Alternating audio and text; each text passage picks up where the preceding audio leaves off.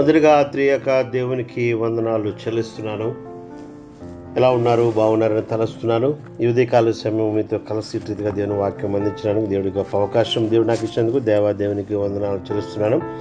ఈ దినము నేను మాట్లాడే అంశం ఏంటంటే స్తుతిలో శక్తి. There is a power in the praises. స్తుతిలో గొప్ప శక్తి ఉంది ప్రియమైన దేవుని బిడ్డలారా. అయితే ఆ శక్తిని మనము ఎలా పొందుకోవాలి? ఎందుకంటే 92వ కీర్తన 1వ వచనం, యెహోవాను స్తుతించుట మంచిది, దేవుని స్తుతించుట మంచిది. ప్రియమైన దేవుని బిడ్డలారా, దేవుని స్తుతిస్తే ఏమి జరుగుతుంది అన్న విషయాల గురించి మనం ధ్యానం చేసుకుందాం. దేవుని స్తుతించడం వల్ల మనకు గొప్ప విజయం వస్తుంది, విక్టరీ, విజయము. ప్రియమైన దేవుని బిడ్డలారా, ఆనాడు దేవుని యొక్క మనము యెషయా గ్రంథంలో మనం చూసినట్లయితే 6వ అధ్యాయం చూసినట్లయితే ప్రియమైన దేవుని బిడ్డలారా, దేవదూతలు, కెరూబులు, సెరూబులు దేవుని స్తుతించినట్టుగా మనకు కనబడుతున్నాయి. పరిశుద్ధుడు పరిశుద్ధుడు పరిశుద్ధుడు నిత్యము ప్రతి గానములు చేస్తున్నట్టుగా మనం చూస్తున్నాం. మానక దేవుని దేవదూతలు స్తుతిస్తున్నట్టుగా ప్రకటన గ్రంథంలో మనం చూస్తున్నాం. ప్రియమైన దేవుని బిడ్డలారా, కాబట్టి స్తుతిలో గొప్ప శక్తి ఉంది. మనందరం కూడా ప్రార్థన చేస్తాం, కానీ ప్రార్థన కన్నా మోర్ పవర్ఫుల్, శక్తివంతమైన స్తుతి. బైబిల్ గ్రంథంలో మనం చూస్తున్నప్పుడు ఆ యొక్క యెరికో పట్టణంను స్వాధీనపరచుకోవాలని దేవుని ప్రజలు, ఇశ్రాయేలు ప్రజలు అడిగినప్పుడు దేవుడు ఆ యొక్క పట్టణం చుట్టూ 7 మార్లు తిరగండి, దేవుడు ఆ యొక్క పట్టణాన్ని మీకు స్వాధీనపరచుకుని దేవుడు చేస్తాడని చెప్పాడు. ఆ యెరికో పట్టణం యొక్క పరిస్థితి మనం చూసినట్లయితే ఆ ప్రహారీ గోడ యొక్క ఆ వెడల్పు మనం చూసినట్లయితే 30 అడుగుల వెడల్పు, ఆ యొక్క ఎత్తు మనం చూసినట్లయితే 80 అడుగుల పొడవు. చూడండి ఎంత వాళ్ళు చాలా స్ట్రాంగ్గా కట్టుకున్నారు.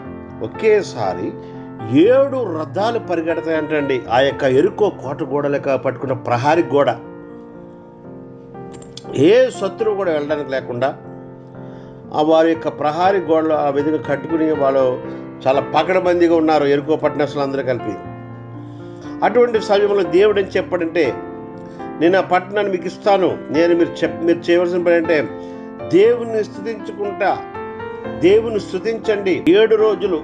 7వ రోజున 7 రోజులు 7 సార్లు యాజకులతో బోర్లు ఓదుకుంటూ దేవుని స్తుతిస్తూ ప్రతిగానాలు చేస్తూ గట్టిగా దేవుని స్వరమెత్తి స్తుతించండి అని చెప్పాడు. ఆ విధంగా ఎప్పుడైతే చేశారో ఎటువంటి ఆయుధం లేకుండా, ఏమండి, ఆ 7వ రోజున 7 సార్లు ఎప్పుడైతే ఆ యొక్క పట్టణం చుట్టూ తిరిగారో 7వ సారి తిరగగానే వెంటనే ఎంత వెడల్పైనవి, ఎంత పొడవైనవి ఈ యొక్క యెరికో కోట గోడలో పడపడపలాడతా కూలిపోయినాయండి. ప్రియమైన దేవుని బిడ్డలారా, ఏ యొక్క ఆయుధము లేదు, కేవలము దేవుని స్తుతించారు దేవుని ప్రజలందరూ కలిసి. ఆ స్తుతిలో ఉన్న శక్తి ఆ కోట గోడను కూల్చివేసింది. ప్రియమైన దేవుని బిడ్డలారా, ఈ రోజున యెరికో కోట గోడలు అంటే సమస్యలు నీ కుటుంబాన్ని చుట్టుముట్టున్నాయేమో, నీకు అటువంటి పరిస్థితులు ఉన్నాయేమో. నీవు స్తుతించినట్లయితే దేవుడు తప్పకుండా నీకు విడుదల కలుగజేస్తాడు.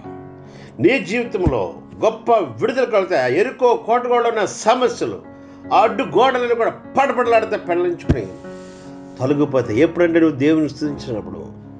నువ్వు స్తుతిస్తున్నావా? చాలామంది ఆదివారము ఆ గుడికి వెళ్ళినప్పుడు ఆరాధన చేసిన 1/2 గంట, 20 నిమిషాలు, 5 నిమిషాలు, 10 నిమిషాలు స్తుతించినప్పుడు అందరూ కలిసి దేవుని స్తుతించి తప్ప మళ్ళా మనం ప్రతిరోజు మన గృహాల్లో స్తుతించిన విధానం చూసినట్టు ఈరోజు చాలా గృహాల్లో లేవు. కానీ ప్రియమైన దేవుని బిడ్డలారా, ఏ గృహము స్తుతించే గృహముగా ఉంటుందో ఆ గృహము దినదినం వదిలితూ ఉంటుంది. ఏ గృహం అయితే దేవుని స్తుతించే గృహంగా ఉంటుందో ఆ గృహంలో దేవుడు కార్యాలు చేస్తూ ఉంటాడు. వారికున్న అడ్డుగోళ్ళు అన్నీ కూడా తొలగిపోతూ ఉంటాయి. There is a power in the praises. స్తుతిలో గొప్ప శక్తి ఉంది. చూసారా, ఏ ఆయుధం లేకుండా, ఎటువంటి ఆయుధం లేకుండా అటు భయంకరమైన యెరికో కోట గోడను దేవుడు కూల్చి పడేశాడు దేవుని ప్రజలు స్తుతించినప్పుడు. ప్రియమైన దేవుని బిడ్డలారా, ఈ ఉదయకాల సమయంలో నువ్వు దేవుని స్తుతించే వ్యక్తిగా ఉండాలి. మనం 5 నిమిషాలు 10 నిమిషాలు స్తుతించడం కాదండి, కనీసం ఒక 1 అవర్, 1 గంట సేపు మనం స్తుతియాగం చేస్తూ ఉండాలి, దేవుని స్తుతిస్తూ ఉండాలి. అలా ఎవరైతే చేశారో వారి గృహాలన్నీ కూడా ఎంతగానో అద్భుతాలతో వారి గృహాలు నింపబడి ఉంటాయి. రెండవదిగా మనం చూసినట్లయితే పౌలు ఇస్రాయేలు అపోస్తలుల కార్యం 16వ అధ్యాయంలో ఆ పౌలు ఇస్రాయేలు వారు దేవుని సువార్త అందిస్తున్నప్పుడు వారిని కొట్టి పడేశారు, రక్తాలతో జైల్లో పెట్టారు, ఆ యొక్క సంఖ్యలు వేశారు. ప్రియమైన దేవుని బిడ్డలారా, అయితే ఆ విధంగా వేసినప్పుడు అర్ధరాత్రి వేళ జైలులో వారు దేవుణ్ణి ప్రార్థించి ఆ తర్వాత వారు స్తుతిస్తున్నారు. అబ్బా, ఎప్పుడు లేని పాటలు వింటున్నామని చెప్పిన ఆ జైలు ఖైదీలు అందరూ కూడా మెలుకోకుండా పాటలు వీరు స్తుతి ఆరాధన వారు వింటున్నారట. లేచిపోయి అందరూ కలిసి. ప్రియమైన దేవుని బిడ్డలారా, ఎప్పుడైతే అర్ధరాత్రి వేళ దేవుని స్తుతించారో పౌలు శీరులు, వెంటనే పరలోకం నుండి దేవుని శక్తి వారున్న యొక్క జైలులో ఆ ప్రాంతంలో ఆ ప్రదేశంలో దిగి వచ్చింది. ఏమి జరిగిందంటే మొట్టమొదటిగా అందరి బంధకాలు తెగిపోయిన జైల్లో ఖైదీలందరూ, వారి యొక్క జైలు తలుపులు వారి యొక్క అన్నీ కూడా తెరవడిపోయినాయి. వారి తలుపులు అన్నీ కూడా ఎవరు జైలు ఖైదీలు ఉన్న వారి తలుపులు అన్నీ కూడా. ప్రియమైన దేవుని బిడ్డలారా, భూకంపం వచ్చేసి గొప్ప కార్యం అక్కడ జరిగిపోయింది. ఎలాగ జరిగిందని మనం చూసినట్లయితే దేవుని స్తుతించడం ద్వారా చూసారా ఎంత అద్భుతమైన కార్యం జరిగిందో. ప్రియమైన దేవుని బిడ్డలారా, ఈ రోజున నీ జీవితంలో నా జీవితంలో ఎందుకు కార్యం జరగట్లేదంటే మనం దేవుని స్తుతించట్లేదు. మనకు ప్రార్థన తెలుసు, చాలా మందికి ప్రార్థనే తెలుసు, కానీ ప్రార్థన సాతాను అడ్డుకుంటాడు. కానీ స్తుతి యాగం సాతాను అడ్డుకోలేడు. ఇది డైరెక్ట్గా నేరుగా దేవుని దగ్గరికి వెళ్ళిపోతుంది. దేవుని దగ్గర వెంటనే జవాబు వస్తుంది. దీన్ని ఎవరు కూడా ఆపలేరు. అంత శక్తి ఉంది స్తుతిలో. ప్రియమైన దేవుని బిడ్డలారా, కాబట్టి నువ్వు నేను కూడా ప్రతిదినం కూడా దేవుని స్తుతిస్తూ మనకున్న అడ్డుగోడలు, మనకున్న ఆటంకాలు అన్నీ కూడా తొలగించబడడానికి ఒకటే ఆయుధము స్తుతి ఆరాధన, ప్రైజ్ అండ్ వర్షిప్.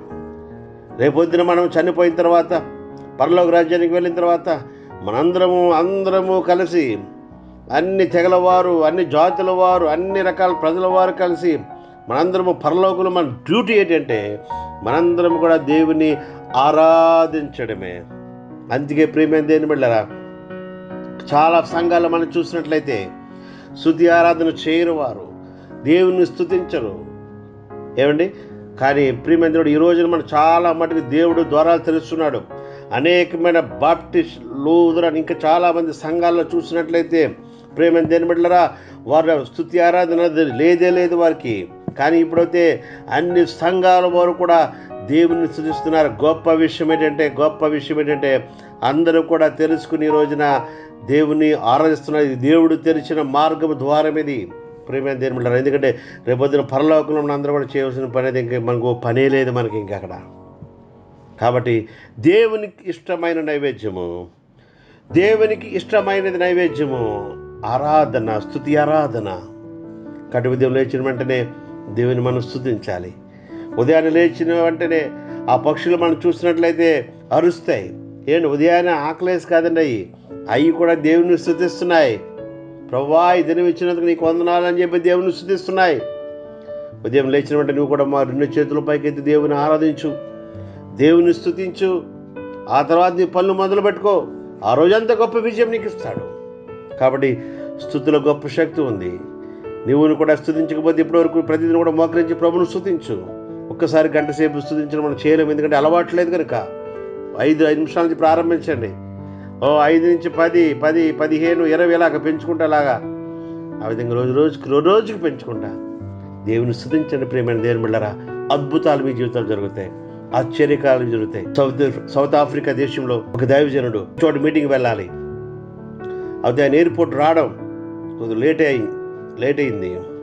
లైట్ అయ్యేటకల్లా వెళ్ళి అడిగితే, అయ్యా మీరు వెళ్ళవలసిన ఫ్లైట్ వెళ్ళిపోయింది అని చెప్పాడు.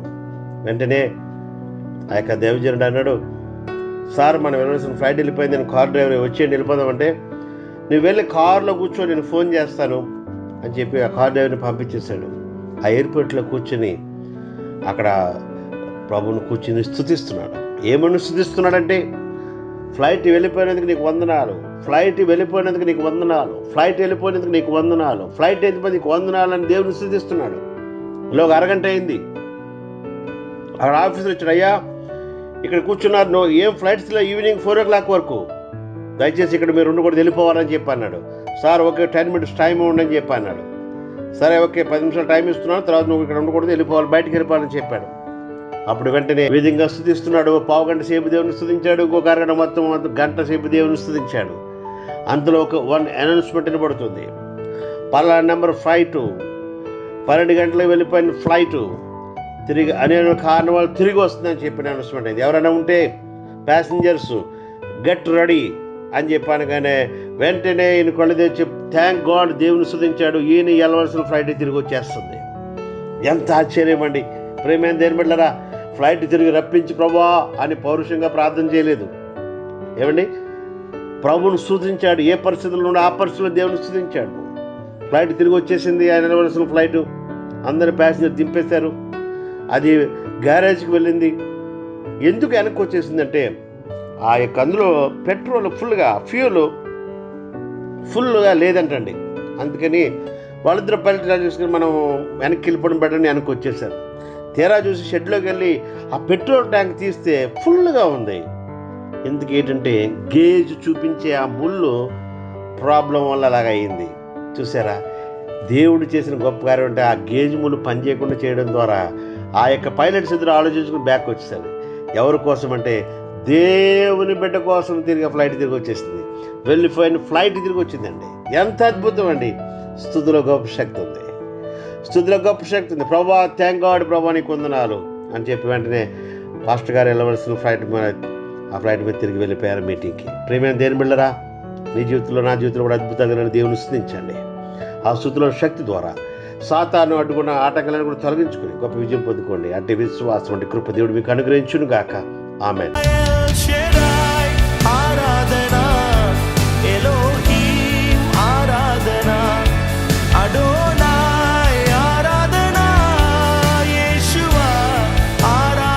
ప్రార్థన చేసుకుందాం. పరిశుద్ధ జీవము గల దేవా, జీవాధిపతి దేవా, నీకు వందనాలు తండ్రి. ఈ ఉదయకాల సమయంలో ప్రభా స్తుతిలో గొప్ప శక్తి ఉందని తెలియజేశారు ప్రభు. ఈరోజు మేము చాలామంది ప్రార్థనా పరులుగా ఉన్నాం, ప్రార్థన చేస్తున్నాం, కానీ స్తుతించట్లేదు నాయన. నీకు ఇష్టమైన నైవేద్యము నాయన మా జీవితంలో గొప్ప కార్యాలు త్వరగా జరగాలంటే స్తుతే ప్రభా. ఈ స్తుతి ఆరాధన ప్రతి బిడ్డ కూడా ప్రభా మీరు నేర్పించండి. ప్రతి బిడ్డ కూడా ప్రభా ప్రతి పరిస్థితుల్లో కూడా స్తుతించబడ్డానికి బిడ్డలను ఆయుత్యపరచండి, సిద్ధపరచండి ప్రభా. నీకు వందనాలు దేవా. స్తుతి ద్వారా గొప్ప కార్యాలు పొందుకుంటే కృప చూపండి ప్రభా. నీకు స్తోత్ర.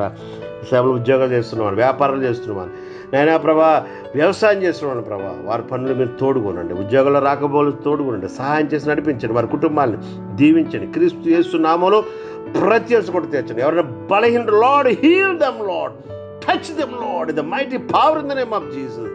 సమస్త బలహీన రుగ్మతలను సంపూర్ణ ఆరోగ్యం దయచేయమని యేసు సత్యల నామమున అడిగి వేడుకొచ్చున్నా పరమ తండ్రి. Amen. May God bless you. దేవుడు మీరు దీవించును గాక.